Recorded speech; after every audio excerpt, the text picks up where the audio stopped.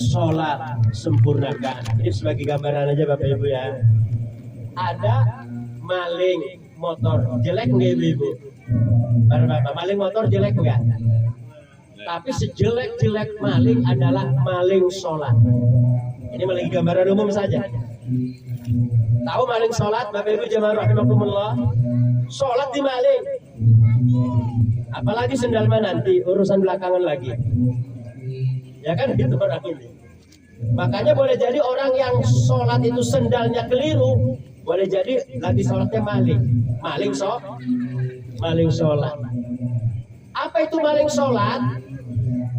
Maling sholat itu dia tidak tumakninah dalam sholatnya. Itulah pencuri sholat. Dia ruku, dia sujud. Tapi kadang rukunya sempurna, sujudnya tidak. Kadang sujudnya sempurna, rukunya tidak. Ya, jadi contoh nyolong sholat ibu-ibu dan para bapak jamaah rahimakumullah. Tidak apa-apa biar kita sedikit paham maling sholat itu ibu ya. Maling sholat itu orang yang tidak tumaninah dalam sholatnya. Umpama tumaninah itu kan ada di dalam ruku, ada di dalam sujud, ada di dalam iktidal ya. Umpama orang ruku, Allahu Akbar, baru begini sami Allahu liman hamidah. Ini maling salat. Kalau enggak rukunya lama, baca sami Allahu liman hamidah rabbana walakal hamdu. Ini maling sholat kalau langsung. Apa yang dimaling? Tumakninah. Jadi mestinya bagaimana sholat itu? Begitu ruku, tumakninah, tenangkan.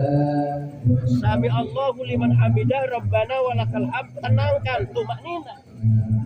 Habis ini baru sujud. Jadi kalau orang sholatnya Allah Akbar, Sami Allah liman hamidah rabbana walakal hamd, Allah Akbar. Ini yang disebut pencuri dalam sholat. Nabi ngomong itulah seburuk-buruk pencuri. Jadi kalau pejabat 10 miliar korupsi itu belum buruk. Coba yang nyusahin rakyat. Untung banget tuh. Masih belum buruk itu. Masih mendingan gitu. Cuma yang masih di penjara aja sadar. Jadi kadang itu buruk, tapi paling buruk adalah mencuri sholat. Masya Allah. Ini sebagai gambaran saya Bapak Ibu jamaah rahimakumullah. Nanti kita melihat orang itu sholat, benar apa enggak sholatnya ini? Mencuri apa tidak di dalam sholat? Dalam sholatnya. Nah, ini Bapak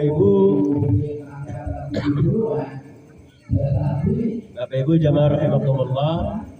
Itu gambaran secara umum dari akidah ya, ibadah masuk ke dalam akhlak. Ternyata kita ini semuanya harus terkoordinasi, tidak boleh berjalan masing-masing, tidak boleh berjalan masing-masing.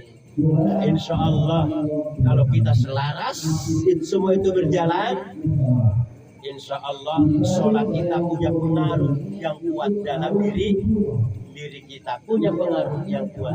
Bapak Ibu jamaah rahimakumullah. Apa pengaruh kuatnya? Inna sholata tanha anil fahsya'i wal munkar. Orang kalau sholatnya benar jadi pejabat nggak bakal korupsi, kan gitu. Orang kalau sholatnya benar jadi menteri kehutanan, hutan nggak bakal gundul, kan gitu. Orang sholatnya benar jadi menteri pertanian, beras nggak bakal impor, kan begitu. Kenapa? Dari sholat yang benar inilah akan memperbaiki tata kehidupan umat manusia.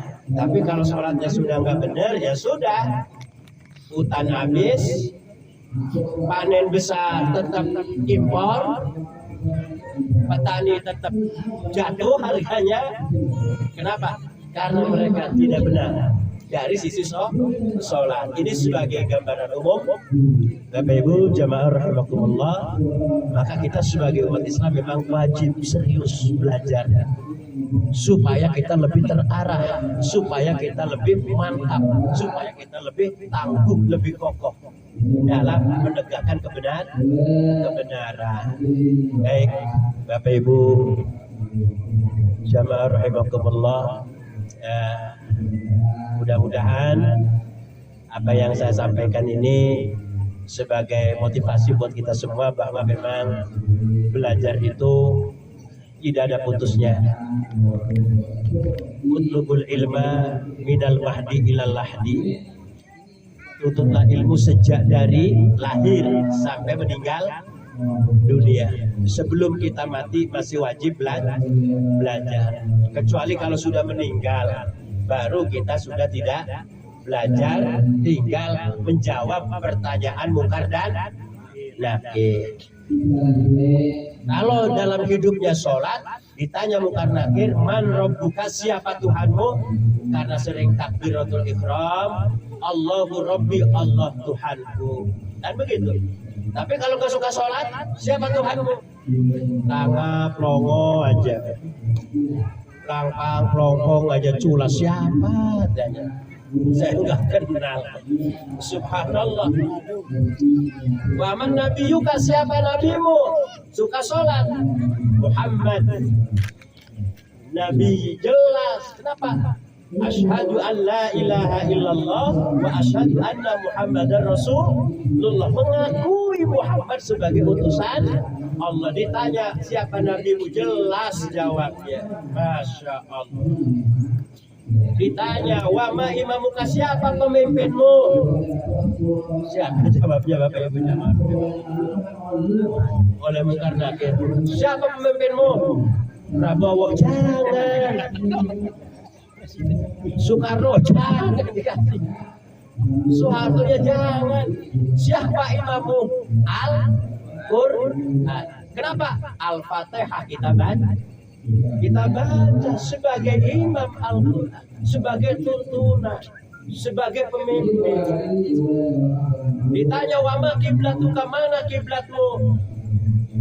Kita mustaqbilan kiblat, mustaqbilan Ka'bah. Kalau lagi di Makkah, maka kita tahu Ka'bah sebagai kiblat.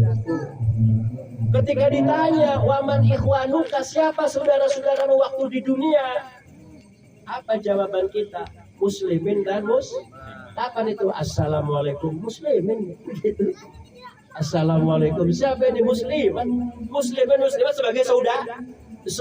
Adanya di dalam Kira-kira orang yang nggak sholat ketemu mungkar nakir bisa jawab apa enggak?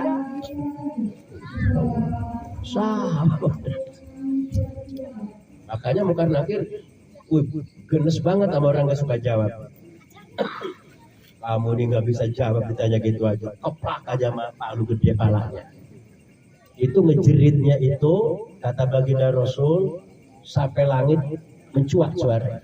Semua mendengar, makhluk yang ada di muka bumi kecuali manusia dan jin yang nggak mendengar. Karena kalau didengar oleh umat Islam nggak bisa kerja, Bapak Ibu jamaah rahimahullah. Begitu lewat kuburan, kok kenapa ini enggak sholat? Kok apa nih? Oh, nggak bisa kerja umat Islam. Kenapa? Pengennya sholat. Karena nggak kedengar, maka masih banyak umat Islam yang nggak sholat. Karena nggak kedengeran di kuburan itu, Masya Allah. Oh, kalau kedengeran itu digebukinnya. Kalau bebek dengar, Bapak Ibu. Kalau ayam dengar. Makanya ayam kalau di kuburan suka merenung dia. Mendengarkan sesuatu di alam. Lagi digebukin gitu. Nabi Muhammad pernah lewat Bapak Ibu di pemakaman. Ternyata Masya Allah, dua kuburan lagi menjerit digebukin malaikat. Apa kata Rasulullah? Tolong ambilkan pelepah kurma yang masih basah, bawa ke sini. Begitu dibawa oleh sahabat, dibelah dua, ditaruh di atas kuburan. Ya Allah, peringan siksa orang ini. Yang satunya, ya Allah, peringan siksa orang ini. Dikasih pelepah kurma. Kata Nabi, tanya sama sahabat yang lain, sahabat nggak ada yang dengar, cuma Nabi dibuka hijab telinganya. Kata baginda Rasul, ini siksanya berat, salahnya kecil sebetulnya dua orang ini.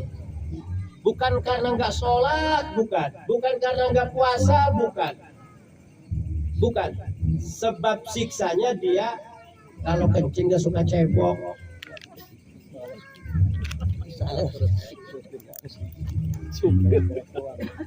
Jadi kalau pipis langsung tutup sleting. Kodir kan. Mengempang. Dilempet doang, dilempet. Masya Allah. Gitu ya. Yang satunya ini karena dia selalu membicarakan keburukan orang, alias tukang gibah. Jeritannya sangat luar biasa. Tapi begitu Rasul dikasih pelepah korma itu, berdoa, ya Allah beringan orang ini siksanya, ya Allah beringan orang ini, maka dapat keringanan sampai pelepah itu menjadi kering. Makanya Nabi kita itu sangat baik, Bapak Ibu jamaah rahimahullah.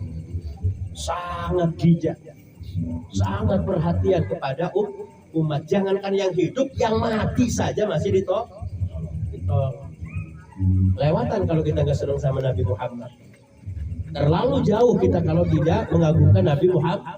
Padahal sayangnya luar biasa. Jangankan yang hidup, yang mati saja minta diperingatkan dari Masya Allah. Ini Bapak Ibu jamaah rahimahullah, mudah-mudahan sebagai motivasi aja nih ya. Jadi ke depan monggo silakan ini Mbak ya, gitu ya. Apa fikih dulu, apa tauhid dulu gitu ya. Ya, monggo silakan bicarakan kembali di antara para jamaah kan gitu ya. Ya kita harus ada topik sawarah lah gitu ya, biar ada hasil yang kita sepakati. Mudah-mudahan Allah membukakan pintu hati kita Bapak Ibu jamaah rahimakumullah ya. Diisi oleh cahaya Allah dalam bentuk ilmu pengetahuan sehingga kita ini hidup tidak tersesat jalan. Baik hablum minallah maupun hablum minannas, bahkan hubungan dengan lingkungan. Insya Allah kita sehat badan, sehat jasmani, rohaninya sehat kalau sudah demikian. Kalau ada yang salah, ada yang tidak nyaman, saya mohon maaf yang sebesar-besarnya. Tapi kalau yang disampaikan ini adalah suatu kebenaran, itu datangnya dari Allah Subhanahu wa Ta'ala, maka kita semua wajib patuh, wajib tunduk, wajib taat kepada Allah Subhanahu wa Ta'ala. Kalau kita membantah, tidak ada sulitnya Allah menghancurkan hamba-hambanya yang ingkar dan kufur. Dan itu sudah terjadi pada umat masa-masa yang terdahulu. Dan itu jadi pelajaran untuk kita semua. Sekian, Assalamualaikum warahmatullahi wabarakatuh. Waalaikumsalam warahmatullahi wabarakatuh.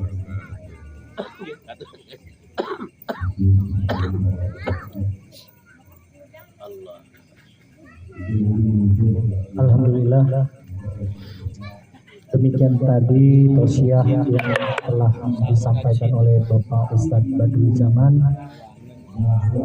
Selanjutnya untuk bapak-bapak dan ibu-ibu, mungkin ada pertanyaan, silakan disiapkan pertanyaan.